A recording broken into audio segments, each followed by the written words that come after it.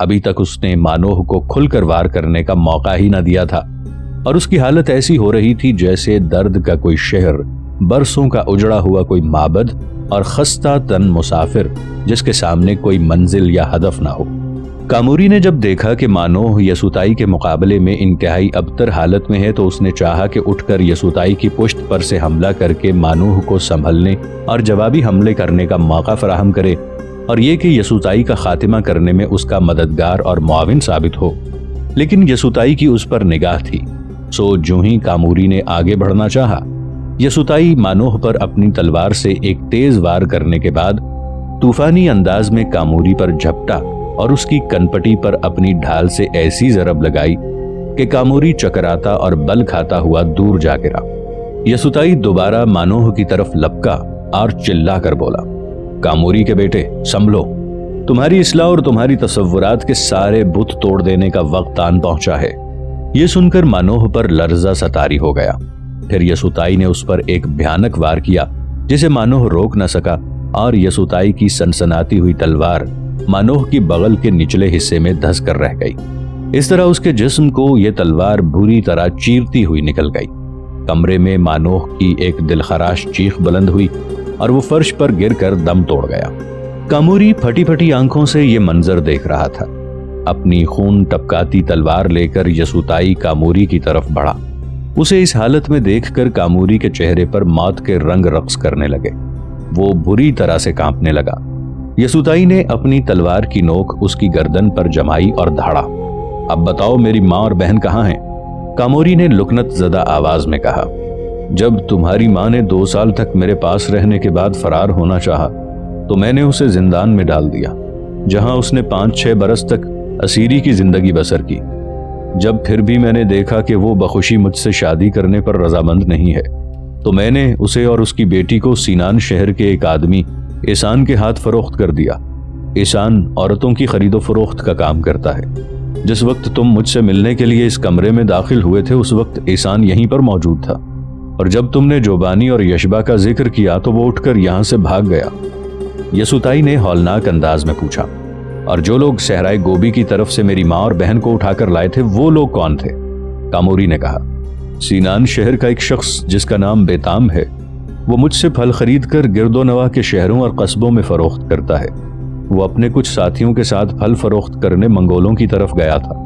وہیں سے وہ اپنے ساتھیوں کے ساتھ جوبانی اور یشبا کو اٹھا کر لایا تھا، اور مجھ سے بھاری رقم لے کر اس نے جوبانی کو میرے حوالے کر دیا۔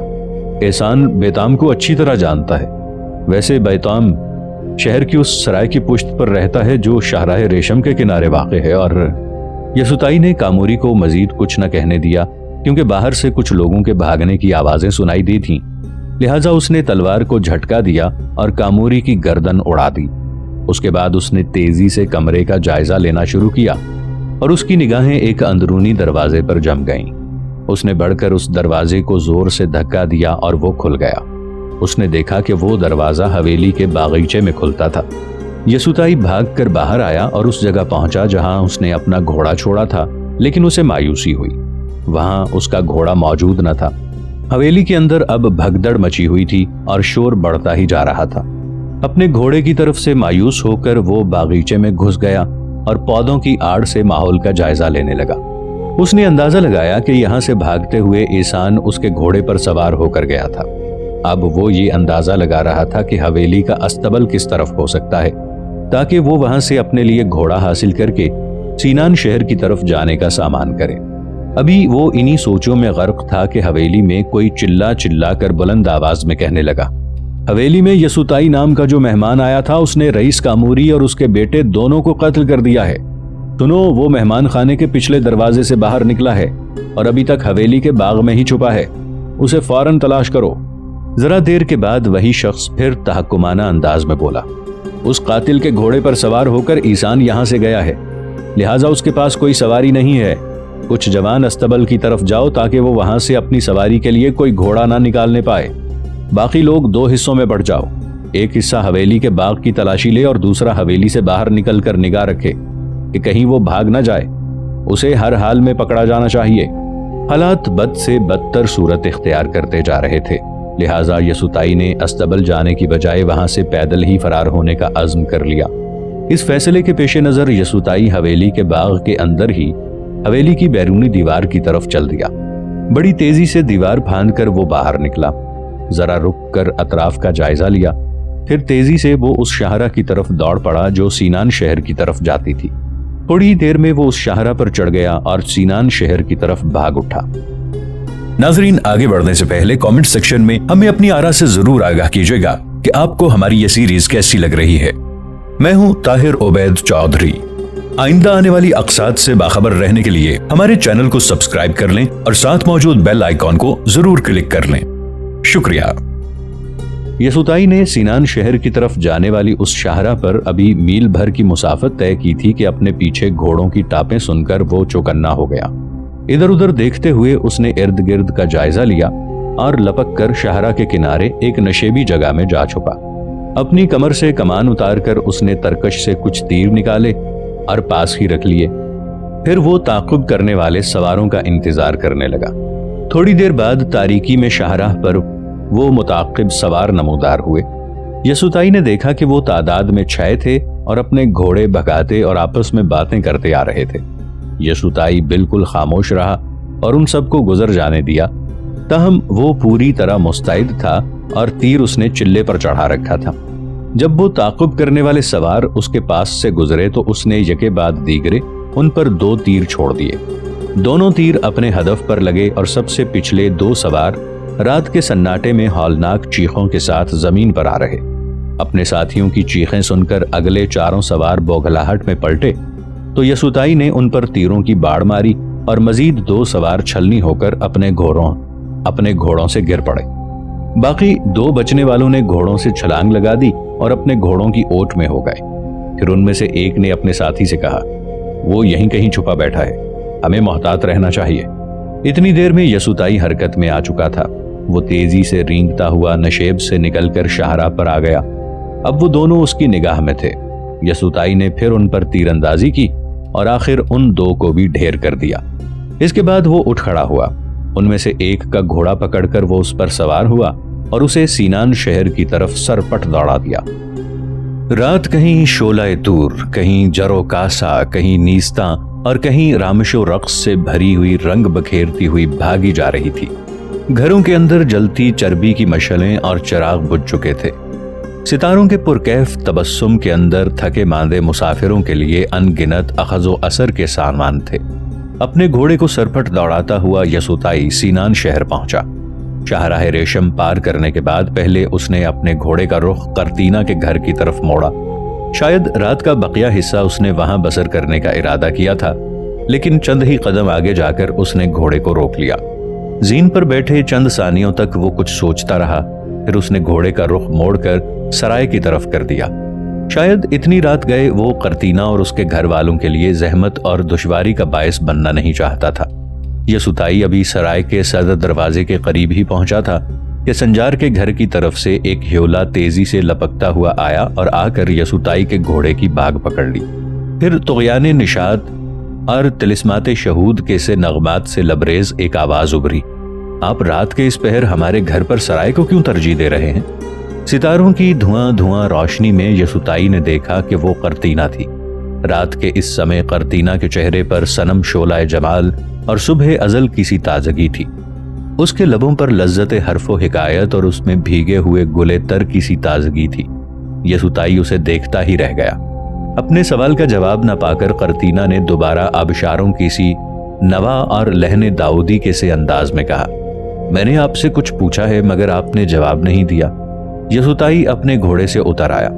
پھر اس نے قرتینہ سے گھوڑے کی باگ لیتے ہوئے کہا، میں ابھی ٹکوان شہر سے آ رہا ہوں۔ پہلے میں نے ارادہ کیا تھا کہ تمہارے گھر کے دروازے پر دستک دوں، پھر دل نے گوارا نہ کیا کہ اپنے آرام و آسائش کی خاطر اتنی رات گئے تم لوگوں کو زحمت دوں، لہٰذا میں نے رات کا بقیہ حصہ سرائے میں بسر کرنے کا فیصلہ کر کے ادھر کا رخ کیا تھا۔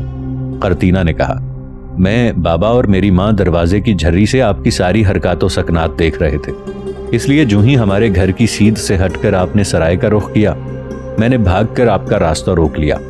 یسوتائی نے حیرت و تعجب سے پوچھا، لیکن تم لوگ اتنی رات گئے تک جاگ کیوں رہے تھے؟ قرتینہ نے کہا، اس کی بھی ایک بہت بڑی وجہ ہے۔ آپ یوں کہیں کہ ہم جاگ نہیں رہے تھے بلکہ بڑی بے چینی سے آپ کا انتظار کر رہے تھے۔ وہ کیوں؟ آپ گھر کے اندر چلیں، پھر بیٹھ کر تفصیل سے گفتگو ہوگی۔ پرتینا کے پیچھے پیچھے یسوتائی اس کے گھر میں داخل ہوا۔ اس نے دیکھا وہاں دروازے کے پاس ہی سنجار اور تقدار کھڑے تھے۔ سنجار نے گرمجوشی کے ساتھ اس سے مصافحہ کیا اور اسے گلے لگا کر ملا۔ تقدار نے فکرمندی سے کہا، صد شکر اللہ کہ تم آ گئے، ہم تمہارے متعلق بڑے پریشان ہو رہے تھے۔ یسوتائی سے گھوڑا لے کر قرتینہ نے صحن میں باندھ دیا۔ یسوتائی حیران ہوا کہ صحن میں پہلے سے 2 گھوڑے بندھے ہوئے تھے اور ان میں سے ایک گھوڑا اس کا اپنا تھا۔ اسی پریشانی میں وہ ان کے ساتھ کمرے میں آ کر بیٹھ گیا۔ کمرہ خوب گرم ہو رہا تھا کیونکہ آتش دان میں آگ دہک رہی تھی۔ آرام سے بیٹھ کر یسوتائی نے پوچھا، یہ میرا گھوڑا یہاں کیسے آ گیا؟ اسے تو سینان شہر کا ایک شخص احسان لے کر بھاگ گیا تھا۔ سنجار نے فکرمندی سے پوچھا، احسان سے تمہارا کیا تعلق؟ وہ تمہارا گھوڑا لے کر کیوں بھاگا؟ وہ کوئی اچھا آدمی نہیں ہے۔ یسوتائی نے مسکراتے ہوئے کہا، اچھا آدمی ہوتا تو میرا گھوڑا کیوں لے کر بھاگتا؟ اس کے بعد اس نے ٹینکوان شہر کے رئیس کاموری کے بھاں داخل ہونے، وہاں سے احسان کے بھاگنے اور بدحواسی میں اس کا گھوڑا لے جانے، کاموری اور مانوح کے قتل، اپنی ماں اور بہن کے متعلق ساری تفصیل، اور پھر وہاں سے بھاگنے اور کاموری کے آدمیوں کے تعاقب اور ان کی ہلاکت کے سارے واقعات مفصل سنا ڈالے۔ اس کی گفتگو سننے کے بعد سنجار نے اور زیادہ پریشانی سے کہا، تو تمہارے ٹینکوان شہر جانے پر یہ انکشاف ہوا ہے کہ سینان شہر کا بیتام اور اس کے ساتھی تمہاری ماں اور بہن کو منگولوں کی سرزمین سے اٹھانے، اور اسی شہر سے ایسان نام کا شخص تمہاری ماں اور بہن کو ٹینکوان شہر کے رئیس کاموری سے خریدنے کا گنہگار ہے۔ تو یاد رکھو بیٹے، یہ دونوں ہی ایسے برے اور دراز دست ہیں کہ کوئی ان سے جھگڑا کرنا تو دور کی بات ہے، ان کی دشمنی تک مول لینے کی جرت نہیں کرتا۔ پھر میری سمجھ میں نہیں آتا کہ تم اکیلے ان لوگوں سے کیسے اور کس طرح انتقام لینے میں کامیاب ہو جاؤ گے۔ یسوتائی نے جذبوں سے بھرپور آواز میں کہا، اے میرے بزرگ و محترم سنجار، آپ نے دیکھا نیولے اور سانپ سامنے آنے میں کبھی پس و پیش نہیں کرتا، خواہ سانپ کیسا ہی زہریلا کیوں نہ ہو۔ شیر ہاتھی کے مقابل آنے میں کبھی ہیل و حجت نہیں کرتا، بے شک ہاتھی جسامت میں اس سے کتنا ہی دیو ہیکل کیوں نہ ہو، اور شاہین کرگس پر ضرورت کے وقت ضرب لگانے میں کبھی بھی سوچ بچار کر کے اپنی ذات کی عزت اور اپنی پرواز کے وقار کو عیبدار اور مجروح نہیں ہونے دیتا، کیونکہ ایسا کرنا ان جانوروں، درندوں اور پرندوں کی فطرت، سرشت اور خمیر میں شامل ہے۔ ایسے ہی، ہاں بزرگ سنجار، بالکل ایسے ہی اس قسم کے دشمنوں سے انتقام لینا میری خلقت، خصلت اور خو میں شامل ہے، اور عنقریب آپ دیکھیں گے کہ میں ان لوگوں سے بھیانک انتقام لوں گا۔ یہ لوگ میرے آگے آگے ہوں گے اور میں ان کے پیچھے پیچھے، اور آپ یہ بھی دیکھیں گے کہ میں ان لوگوں کے دلوں کو مجروح کروں گا اور ان کی ذات کے سارے خال ادھیڑ کر رکھ دوں گا۔ پھر ذرا رک کر اس نے کہا، ہاں آپ مجھے یہ بتائیں کہ میرا یہ گھوڑا یہاں کیسے اور کس طرح اور کب پہنچا؟ سنجار نے کہا، ہمیں معلوم نہیں کہ کون اسے یہاں لایا۔ رات کے وقت ہم نے اچانک گھر سے باہر اس کے ہنہنانے کی آوازیں سنی، دروازہ کھولا تو باہر یہ تمہارا گھوڑا کھڑا تھا، لہٰذا ہم نے اسے اندر لا کر باندھ دیا۔ یسوتائی نے مسکراتے ہوئے کہا، اصل میں احسان بدحواسی میں میرے گھوڑے پر سوار ہو کر ٹینکوان سے بھاگا تھا، پر میرے خیال میں یہاں آ کر اسے احساس ہوا ہوگا کہ وہ میرے گھوڑے کو لے آیا ہے، تو اسے احساس ہوا ہوگا کہ یہ گھوڑا اس کے لیے خطرناک بھی ثابت ہو سکتا ہے، لہٰذا اس نے میرے گھوڑے کو چھوڑ دیا ہوگا۔ میرے گھوڑے نے آپ کا گھر دیکھا ہوا ہے، اس لیے یہ یہاں چلا آیا۔ اب آپ مجھ پر یہ مہربانی کیجئے کہ مجھے بیتام کا مختصر سا حلیہ بتا دیجئے، تاکہ رات کی تاریکی میں اسے پہچاننے میں مجھ سے غلطی اور چوک نہ ہو۔ سنجار نے بدحواسی میں پوچھا، میں تمہارا مطلب نہیں سمجھا بیٹے۔ یسوتائی نے کہا، مطلب صاف ہے میرے بزرگ، آج کی رات میں بیتام پر حملہ آور ہوں گا اور اس سے انتقام لوں گا۔ اس کے بعد میرا اگلا ہدف احسان ہوگا، اور پھر میں کل یہاں سے رخصت ہو جاؤں گا، اور راستے میں میرا ہدف شینسی شہر کی سرائے کا مالک تمان ہوگا، کیونکہ اس کے آدمیوں نے اس شہر کی سرائے سے باہر مجھ پر حملہ کیا تھا، اور اسے اس کی سزا بہرحال مجھے دینا ہے۔ سنجار نے اسے سمجھانے کے انداز میں کہا، ایسا ہرگز نہ کرنا بیٹے، آج رات کی تاریکی میں بیتام یا احسان پر حملہ آور نہ ہونا، ایسا نہ ہو ان سے انتقام لینے کے جنون میں تم خود اپنے آپ کو ان کے جال میں پھنسا بیٹھو۔ میری مانو تو اس معاملے اور اس انتقام کو ابھی التوا میں ڈال دو، پھر بعد میں کچھ سوچ بچار سے کام لے کر دیکھیں گے کہ ان لوگوں سے کس طرح انتقام لیا جا سکتا ہے۔ ہلکی سی مسکراہٹ میں یسوتائی نے کہا، بزرگ سنجار، کبھی کبھی عقل کے فیصلے سوائے پچھتاوے کے اور کچھ نہیں دیتے۔ जबकि ऐसे मौके पर एक इंतकामी और जुनूनी कैफियत में किए गए फैसले उमूमन रंग लाकर रहते हैं। फिर वो उठ खड़ा हुआ और बोला, मैं अब बेताम और ईशान की तरफ जाता हूँ। मुझे उम्मीद है कि आज की रात मैं अपने दोनों कामों से फारिग हो जाऊंगा। मुझे आपकी तरफ से सिर्फ 2 चीजों की रहनुमाई चाहिए। एक बेताम का हुलिया, क्योंकि मुझे उसके घर का पता है कि वो इस सराय की इमारत के अक़ब में है, और दूसरे एहसान के घर का रास्ता। संजार ने हार मानने वाले अंदाज में कहा, अगर तुम अपनी बात पर बजिद हो तो सुनो। हमारे घर से निकलने के बाद और सराय के सामने से गुजरकर आगे बढ़ें तो एक मैदान आता है जिसमें इमली के दरख्त और झाड़ियां हैं। बाएं तरफ घूमकर चंद कदम चलें तो बाएं तरफ ही एक खुली गली के अंदर को जाती है। यही गली सराय के पिछवाड़े में से गुजरती है। इस गली में बाएं तरफ जो पहला हवेली नुमा मकान है वो तो ईशान का है, और ईशान की हवेली से आगे 3 मकान छोड़कर चौथा बेताम का है। लेकिन ऐ मेरे अजीज, ऐसे लोगों से बदला लेना कोई आसान काम नहीं है।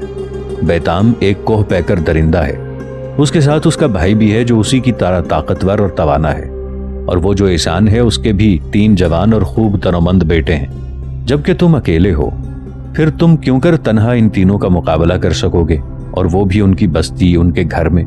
जरा रुक कर संजार ने फिर कहा, ऐ मेरे अजीज, अगर मेरी मानो तो आज की रात यहाँ हमारे यहाँ क़याम करो और आने वाली सुबह को यहाँ से कूच करके सहराए गोबी में अपने मस्कन की तरफ लौट जाओ, और वहां से जंगजू जवानों की एक जमात अपने साथ लेकर आओ, और फिर उस जमीयत के साथ तुम ऐसे लोगों से आसानी के साथ अपना इंतकाम ले सकोगे। यसुताई ने फैसला कुन अंदाज में कहा, मैं किसी और को अपने साथ मदद के लिए नहीं ले जाऊंगा। मैं अकेले ही उन लोगों से इंतकाम लेने का अहद कर चुका हूं। यही मेरी जिंदगी का मकसद है, और मैं अपने मकसद से कभी और किसी सूरत भी रूगर्दानी नहीं करूंगा। मैं अकेला ही उनसे निपटूंगा, और वो भी आज ही रात। संजार ने मजबूर होकर कहा, अगर तुम बजिद ही हो तो सुनो। बेताम निकलते हुए कद का आदमी है, मूंछें नीचे की तरफ झुकी हुई, कनपटी के नीचे गाल पर और पेशानी के दाएं जानिब जख्मों के निशान हैं, और सर के बाल बिल्कुल छोटे हैं। सर से उमूमन नंगा रहता है। शक्लो शबाहत में वो बेताम से मिलता जुलता ही है, पर उसकी मूंछें छोटी और सर के बाल खूब लंबे हैं। यसुताई फौरन अपनी जगह पर उठ खड़ा हुआ और बोला, बस मेरे लिए आपकी इसी कदर रहनुमाई काफी है। अब मैं उन लोगों से खूब निमट लूंगा। वो कमरे से निकलकर सहन में आया। संजार, तकदार और करतीना भी उसके साथ ही बाहर आ गए। यसुताई ने अपने घोड़े के अलावा उस घोड़े को भी खोला जिस पर रात के वक्त सवार होकर वो टेनकवान की तरफ से सीनान शहर की तरफ आया था।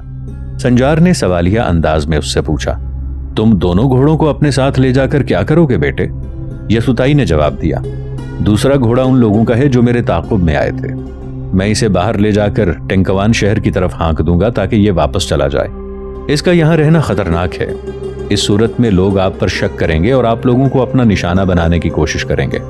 मैं नहीं चाहता कि मेरी वजह से आप पर कोई मुसीबत और इब्तिला आए। फिर उसने संजार की तरफ अपना हाथ मुसाफे के लिए बढ़ाते हुए कहा, ऐ मेरे बुजुर्ग, मैं आप लोगों को अल्लाह हाफिज कहता हूँ। मैं उन लोगों से निमट कर वहीं से अपने मस्कन की तरफ लौट आऊंगा। संजार ने मोहब्बत से कहा, यह तुम्हारी ज्यादती होगी बेटे अगर तुम बाहर ही बाहर से चले गए। इस तरह हम तुम्हारे मुताल्लिक फिक्रमंद रहेंगे। यसुताई ने हाथ खींच लिया। अच्छा, तो उन लोगों से निमटने के बाद मैं यहां से होकर जाऊंगा। उसके खामोश होने पर करतीना ने पूछा, क्या ऐसा मुमकिन नहीं कि मैं भी आपके साथ चलूं? मैं तेगजनी और तीरंदाजी में महारत रखती हूं और जरूरत के वक्त आपकी काफी मदद कर सकती हूं। यसुताई ने कहा, ऐसा मुमकिन नहीं है। मैं तुम्हें अपने साथ नहीं ले जा सकता। मैं उन लोगों से अकेला ही निपटूंगा। इसके साथ ही वो दोनों घोड़ों की बागें थामकर दरवाजे की तरफ बढ़ा। करतीना ने यसुताई को मुखातिब करते हुए अपनी शहद और रस घोलती आवाज में कहा, आप एहसान, बेताम और उनके हवारियों से जैसा चाहें इंतकाम लें, लेकिन एहसान के घर में सिर्फ एक फर्द का ख्याल रखिएगा कि उसे कोई गजंद न पहुंचे। वो कौन है? यसुताई ने पूछा। करतीना ने कहा, वो एहसान की बेटी नया है। वो न सिर्फ ये कि मेरी बड़ी बहन बनी हुई है बल्कि वो इस्लाम भी कबूल कर चुकी है और हमारी तरह अब वो भी मुसलमान है। वो ऐसी बहादुर और दलेर लड़की है कि उसके बाप और भाइयों ने मना भी किया, मगर उसकी मुखालफत के बावजूद उसने मुस्लिम मुबल्लिग काताम के हाथ पर इस्लाम कबूल कर लिया। आप वादा कीजिए कि इस लड़ाई में आप न्याह का ख्याल रखेंगे। वैसे वो आपको जानती और पहचानती है और आपकी मद्दा है, क्योंकि वो भी मेरे साथ खता की उन लड़कियों में शामिल थी जिन्हें मंगोल अपने साथ ले गए थे। नया अपने बाप और भाइयों का उलट है। میرے خیال میں اسے خبر بھی نہ ہوگی کہ اس کا باپ ایسا گھناؤنا کاروبار کرتا ہے۔